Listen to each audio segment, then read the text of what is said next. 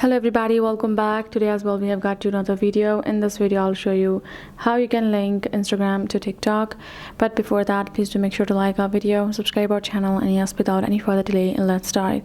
So for that, simply you're gonna open up your particular TikTok app right over here. Once you open up your TikTok app, this is how the interface is going to look like in the home section. From over here, simply go ahead and navigate to the profile at the bottom right corner and then tap on this three horizontal line given on top right corner. Or you can directly go to the edit profile section as well. From over here you will find this option of links. Tap on add. Now you'll find Instagram and YouTube where you will be able to connect it. Tap on this Instagram ad.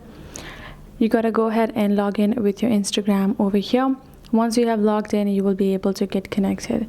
Now you can do the same with your YouTube as well. You just have to make sure that you remember the credential of your Instagram, phone number or username or email address likewise, and the password. Once you've added the information, tap on login. That is it. Next thing is you can also do it the connection of YouTube as well. It goes the same process, and that is basically it. Sometimes it can show the error because of the server error issue, so you just have to wait for a while, refresh your app and do it again.